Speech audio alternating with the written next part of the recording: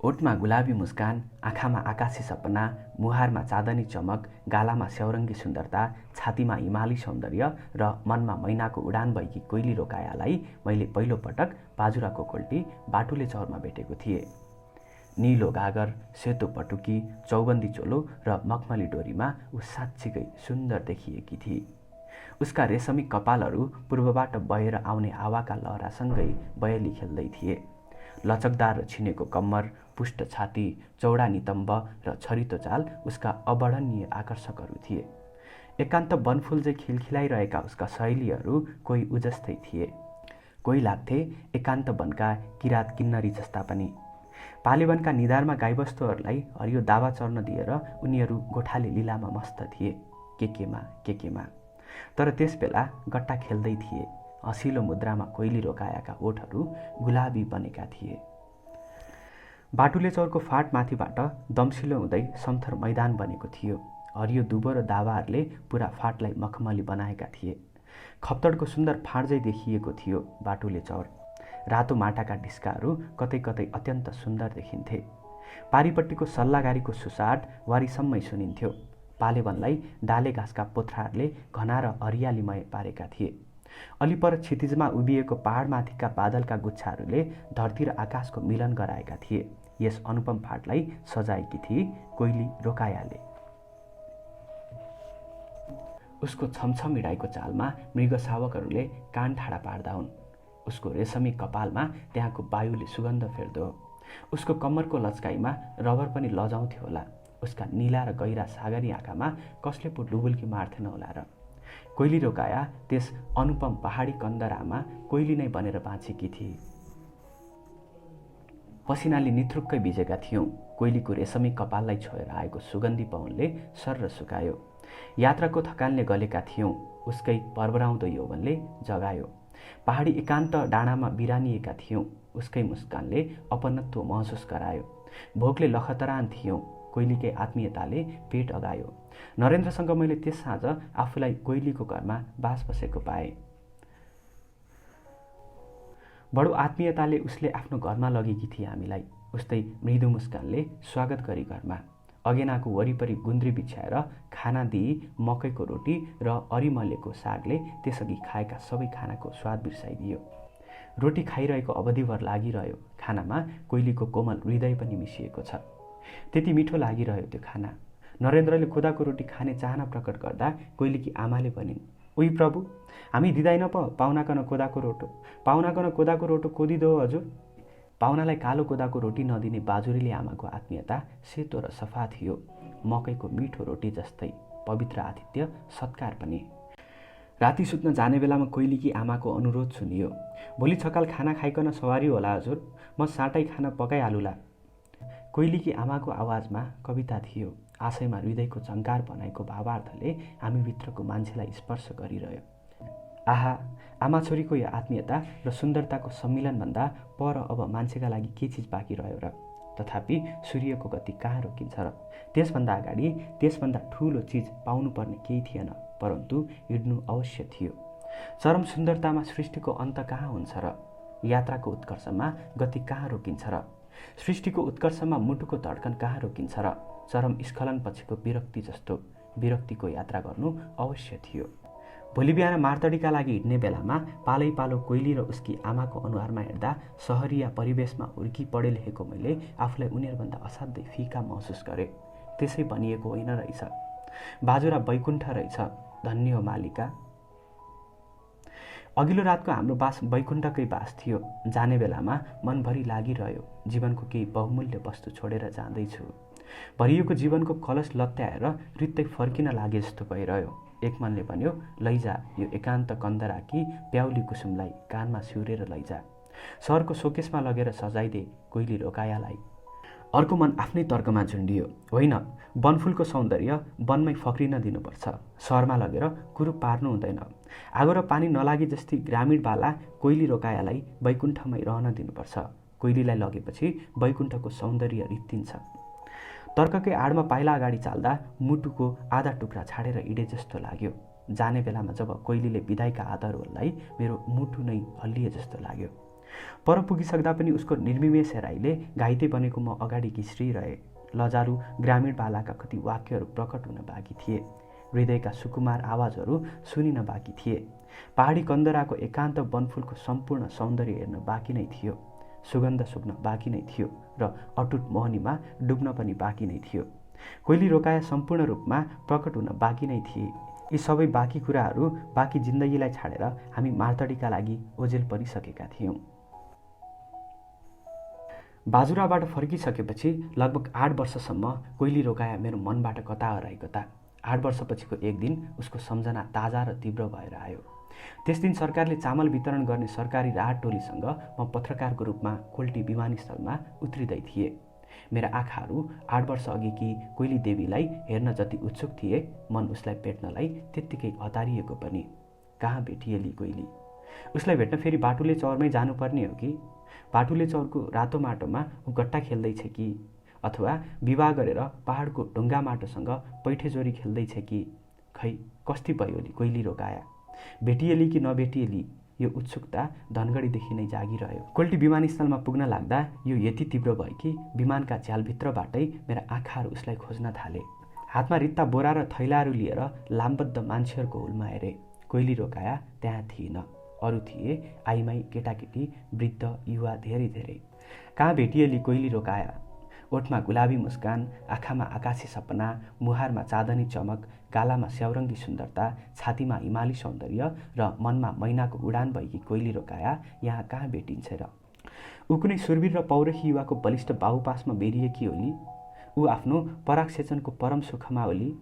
यहाँ भेटिन्न अब कोइली रोकाया? मनमा अनेक संशय सञ्चार भएपछि पश्चिमको सूर्यलाई हातको पालीले छेक्दै निरुत्साहित भएर एउटा कुनामा उभिए। आँखाले नखोजेको एउटा दृश्यले मनलाई तान्यो। एउटा दुधे बालक बासी रोटीको टुक्रामा आफ्ना कलिला ओठ जोड्दै थियो। फाटेको झम्पर लागेकी कलिली बाला आफ्नो भाइको हातको बासी रोटीको टुक्रालाई हेर्दै थिए। सायद उसको पेटमा भोकको आगो बलेको हुँदो। त्यही आगो निभाउन ऊ भाइलाई कम र रोटीको टुक्रालाई बढी हेर्दै थिए। टिट लाग्दा देखिने बालबालिकाको बीचमा शरीरको रुख जस्तो एउटा मानवाकृति ठिङ्ग उभिएको थियो। पातलो मेक्सी शरीरमा लगाएकी नभनौ, झुन्ड्याएकी तर खुट्टामा चप्पल नभएकी, कमरमा भारी बोक्ने डोरी बाँधेकी तर सेतो पटुका नभएकी, जिङ्रिङ्ग कपालको जुरो बाँधेकी तर कपाल नगोरेकी, मैली, निन्याउरी र दुब्ली, काखमा दुधे चिचिलो र एक हातमा रित्तो बोरा बोकेकी उसलाई दोस्रोचोटि मैले कोल्टी विमानस्थलको बायाँ कुनामा देखेँ। के ऊ कोइली रोकाया थिए? मैले देखेको त्यो आकृति कोइली रोकायाको नहोस् भन्ने लाख कामना गरे। पापी मनले कोइली रोकाया हो कि भन्ने अनुमान गर्न थाल्यो। लाख कामना गरे, हे भगवान, मुटु चुडाल्ने त्यो आकृति कोइली रोकायाको नहोस्। मेरो आँखामा भ्रमको धुलो उडाएर पापी समय मबाट धेरै टाढा भागिसकेको थियो। म चाहेर पनि बाटुले चौरको दृश्य आँखामा ल्याउन सक्ने थिइनँ। उफ, पापी समयले गुलाबका पत्ताहरूलाई एक एक गरी निखारेर केवल काँडै काँडाहरू छाडेर गयो। मैले त्यहाँ देखेको दारुण दृश्य कोइली रोकायाको नै थियो। ऊ बिल्कुल कोइली रोकाया नै थिए। समयले निचोरेर रित्तो र खोक्रो बनाइएकी कोइली रोकाया। 8 वर्ष अघि अगेनाको वरिपरि बसाएर कोइलीले खाना खुवाएको घटना ताजा भएर आयो। ओठबाट पोखिएर छताछुल्लो हुन नपाएको अप्रकट मुस्कान र समयले परिपूर्ण कलशै गरिदिएको उसको भरभराउँदो रूप अनि यौवन आँखामा नाच्न थाल्यो। परन्तु मैले कारुणिक यथार्थमा खुट्टा टेकिसकेको थिएँ। आँखा अगाडिको दृश्यबाट भागेर हराएको समय र दृश्यलाई पाउन सक्ने थिइनँ। समय फेरिएको थियो, रूप र रङ्ग फेरिएको थियो, कोइलीको अवस्था फेरिएको थियो। ऊ बसन्तकी होइन, शिशिरकी कोइली भएकी थिए। परन्तु भित्रैदेखि कोइली उस्तै रहेछे। उस्तै मृदु मुस्कानका साथ नमस्तेले स्वागत गरी। उसको सबै अवस्था देखेर मुटु छिया छिया हुँदै थियो। काखमा झुन्डिएको चिचिलो भोकले रुँदै थियो। निरस बासी रोटीको टुक्रोबाट ऊ सन्तुष्ट थिएन। सिगान लतपतिएर गाला फुटेकी झुम्री बालिका त्यही बासी रोटीको टुक्रोलाई अनन्त आशाका साथ हेर्दै थिए। दुईटा पुराना बोरा बोकेर कोइली उभिएकी थिए। म अलि नजिक भएँ। ओहो कोइली, के छ कोइली हालखबर? तिम्रो जिन्दगी त फेरिएछ, नचिनिने भइछौ। बाआमा कता हुनुहुन्छ? कठै हजुर। क्या भन्नु हालखबर? सास झुन्डियाकै छ। बा मर्याका 3 वर्ष भइगया। आमा पनि बिरामी छन्। खोजु भने बेस मिल्दैन, खानालाई घाँस छैन। मरु भने काल लिँदैन, बाँच्नलाई आशा छैन। यसै छ हजुर, दुखारीको जिन्दगी क्या हुँदो। आलु खाइकन बाँचेका छौँ, सरकारले चामल दिने हो भन्ने सुनेर आया कि हुँ? 4 गेडा चामल मिन्या हुन् कि हजुर? हजुरको सवारी कहाँबाट भयो? हजुरले नराया भन, मैले त रायाले हजुर। जिन्दगीको छन्द नमिलेकी कोइलीको बोली लयात्मक थियो। उसको बोली दुःखको कथा जस्तो, पीडाको कविता जस्तो र विरहको धुन जस्तो। उसले यति भनिसक्दा मेरो मुटुको धड्कन अर्कै भइसकेको थियो। हत्तेरी, 4 गेडा चामलको आशामा झुन्डिएको जिन्दगी। अनि तिम्रो घरमा को छन् नि? श्रीमान कहाँ छन्? उसले मुख विकृत पारी। मेरो प्रश्नको उत्तर दिने मन सायद उसलाई थिएन कि। क्या भन्नु हजुर? मेरा कबिलाको त चिल्ली बिल्ली छ। सासू बिरामी भइकन अस्पताल फाल्याकी छन्। 60 वर्षका सौरा पर कालापाड गएका छन्। यहीका बा तल बम्बई गएका छन्। यहीका बा भनेर उसले दुधे बालकलाई देखाई। घरमा खाऊ भने अन्नको गेडा नै हजुर। यी लाला बालकन क्या खुवाइकन पाल्नु हो? आफ्नै मासु काटेर खुवाऊ भने पनि हाडछाला बाहेक केही छैन पो हजुर। उफ, कोइलीका दर्दनाक शब्दहरूले मुटुमा पाल पार्न थाले जस्तो भयो। आफ्नै मासु काटेर खुवाऊ भने पनि हाडछाला बाहेक केही छैन पो हजुर। कोइलीका यी शब्दले मेरो मुटुलाई भित्रैदेखि हल्लाइदियो। जिउमा कालीका काँडा उम्रिए। अब योभन्दा बढी सुन्न सक्ने मसँग शक्ति थिएन। मैले समयलाई सरापे, जिन्दगीलाई धिक्कारे। थुक्क, साला जिन्दगी, पापी जिन्दगी, पापी समय। जिन्दगीलाई लुट्न जानेको छ समयले, समयलाई सहन जानेको छ जिन्दगीले। जुन आँखामा 8 वर्ष अघि समयले मोहनी भरेको थियो, तिनै आँखामा विरूप चित्र उभ्याइदियो। समयलाई माफ गरिदिने क्षमता थिएन, तर केही गर्न सक्ने शक्ति पनि त थिएन मसँग। कोइलीलाई हेरिरहने र कुरा गरिरहने कुनै गोप्य आकर्षणले तानेको पनि थिएन मलाई। आफूले बनाएको सम्बन्धलाई 2 बोरा चामलसँग साटे मैले। कोइलीलाई 2 बोरा चामल दिन सक्नु आफ्नो योग्यता ठानी कोइलीको पीडालाई मनभरि बोकेर फर्केको थिए त्यस दिन।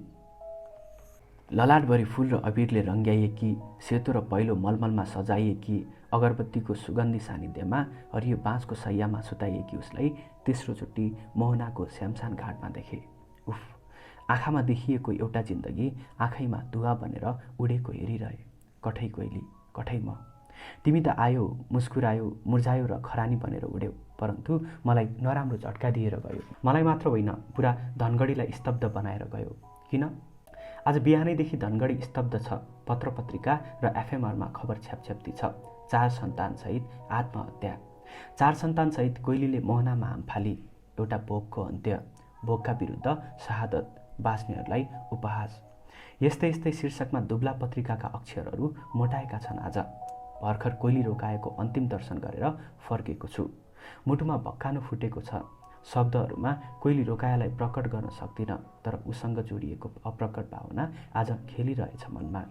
सुरुका दिनमा पहिलो भेटमा धेरै कुराहरू दिने मन थियो उसलाई। दिउला पनि सोचेथे। संसारको आधा खुसी त उसकै लागि हो कि जस्तो पनि लागेको थियो। ती दिनमा कोइली रोकायालाई कसले के पो दिन्न थियो होला। ती दिनमा कोइली रोकायालाई कसले के पो दिन्थेन होला र। तन, मन, धन र जीवन सबै उसका लागि तयार थिए। बीचका दिनहरूमा कोइलीलाई दिने वस्तु मसँग धेरै कम थिए। अभाव, गरिबी र भोकमरी उसैसँग प्रशस्त छँदै थिए। अभावका दिनमा उसलाई कति धेरै आवश्यकता थियो, तर मसँग दिने केही थिएन।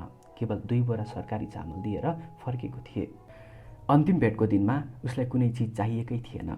4 गेडा चामल मिल्ने हुन् कि हजुर भनेर उसले अब माग्नुपर्ने दिन नै बाँकी रहेनन्। श्रद्धाञ्जलीको एउटा सुकुमार फूल कोइली रोकायालाई दिएर म घाटबाट फर्केको छु। 1 दर्जन जति पत्र पत्रिकाहरू मेरा अगाडि बिस्कुन लागेका छन्। कोइली रोकाएको आत्महत्याका समाचारको बीचमा म टिटलाग्दो भएर आफ्नै जिन्दगीतिर हेरिरहेको छु। कोइली रोकायाले किन आत्महत्या गरी? समाचार पत्रहरू लेख्छन्, परदेश गएको लोग्ने लामो समयसम्म पनि फर्केर नआएपछि, घरमा खाने घाँस नभएपछि, सरकारले दिने 4 गेडा चामलको रात पाउन छाडेपछि र 4वटा छोराछोरीहरू भोकले कोको होलो गरिरहन थालेपछि कोइली रोकाया पुसको इउँझै जमेर बस्न सकिन। 2वटा चिचिलाहरूलाई अगाडि पछाडि गरेर शरीरमै बोकी अनि एउटालाई आफ्नो अगाडि र एउटालाई पछाडि हिँडाई। भोकको रन्कोले ऊ चारा खोज्न गन्तव्यहीन यात्रामा निस्की। बाजुराको कन्दराबाट निस्केकी कोइली आफ्ना 4वटा सन्तानलाई बोकेर कहाँ कहाँ पो भौतारिन। असहाय आमा र छोराछोरीहरूले कति रात ओडारमा काटे, कति रात पुललाई पाल बनाएर नदी किनारमा बिताए, कति दिन सडक पेटीमा बिताए, कति रात चौतारी र प्रतीक्षालयमा काटे, कति छाक मागेर खाए, कति रात भोकै बिताए, ककसका घर चाहारे। कहाँ कहाँ भौतारिए। जिन्दगीको हिसाब किताब राख्ने कुनै बही खाता थिएन। एक दिन साउने बर्खाको एक दिन बिहान 10 बजेतिर कोइली रोकायाले भारतको गौरी फन्टातर्फ जाने त्रिनगर भन्सार नाकामा मोहना नदीको पुलमाथि बसेका प्रहरीलाई सोधी, बम्बई जाने बाटो यही हो कि हजुर? माग्ने जस्ता 4वटा केटाकेटी र पागल जस्तै आइमाईलाई देखेर पुलिसले कानी खुसी गरे। मगज खुस्के कि आइमाई हो कि कसो? हो त्यस्तै छे, पुलिसले हकार्यो। कहाँ जाने हो? तल बम्बई भन्यो। पारी जानु मिल्दैन, तपाईँ फर्किनुहोस्, पुलिसको अनुहारमा टिठलाग्दो नजरले हेरेर भने। मेरा घरवाला तल बम्बई रहना छन् हजुर, गएका 3 वर्ष भइगया, यी बालबच्चा कन क्या खुवाइकन पालु, म कन जान्दिनु हौ, तमुकन सलाम छ हजुर। पुलिस कड्केर बोलेपछि बिचारी कोइलीको मन भाँचियो। उसले पाइला अगाडि बढाउन सकिन, पछाडि फर्किने पनि मन लागेन। उसले आफ्ना लागि खुला आकाश देख्न छाडी, विशाल धरती देख्न छाडी। फर्केर आफ्नै गाउँ जानुहोस् भन्ने पुलिसको आदेशबाट ऊ झन् मर्माहित भई। कसरी फर्किनु? बारम्बार भोकले मरिरहनु पर्ने त्यस्तो ठाउँमा आफ्नै जिन्दगी उसलाई बोझ लाग्यो। 4वटा लालावालाको जिन्दगी झन् बोझिलो लाग्यो। माथितिर हेरी आकाश खुलेको थिएन, पर पहाडमा बादलका गुच्छाहरू थिए। वर्षायामको आकाश भरोसा लाग्दो थिएन। तलतिर हेरी पुलमुनिको धमिलो मोहना मदोन्मत्त भई उर्लदो थियो। वर्षे बेलुका सयौं बङ्गालाहरूलाई एकैसाथ बेरेर बग्दै थियो। पुलिसको आदेशले उसलाई जीवनदेखि वितृष्णा गराइदियो। कसरी जानु? पेटमा भोकको आगो धन्काएर बाँच्नुपर्ने आफ्नै गाउँमा फर्केर। केटाकेटीलाई तडपाएर मार्नलाई कसरी फर्केर जानु भोकमरीको गाउँमा? मरे पनि जान्न, बारम्बार मर्नुपर्ने गाउँमा, उसले दृढ निश्चय गरी। जुत्रा लुगा लाएकी सिगाने छोरीले घरि आमाको र घरि पुलिसको अनुहार हेर्दै थिए।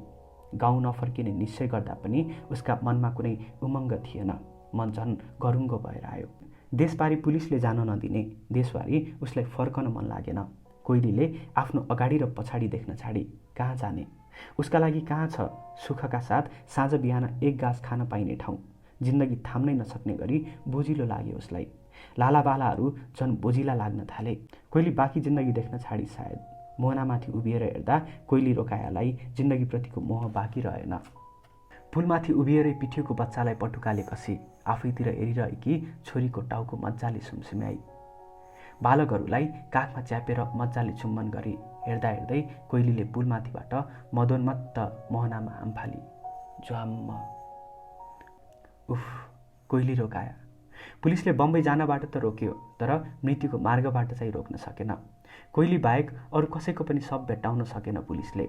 मसान घाटको किनारमा फूल, अबिर, अगरबत्ती र मलमलले उसलाई सजाइएको थियो। रङ्गीन निधार, रेशमी कपाल, अगरबत्तीको सुगन्ध, मलमली पहिरन र पुष्प गुच्छाहरूको बीचमा शान्त स्वरूपकी कोइली रोकायालाई अन्तिम पटक मैले मोहनाको मसान घाटमा भेटेँ।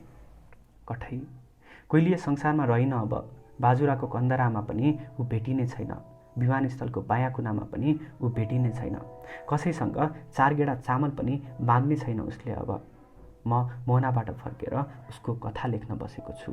ऊ रहेन, अब के लेखु? समाचार पत्रहरू लेख्छन्, भोकका विरुद्धमा कोइलीले शहादत प्राप्त गरी।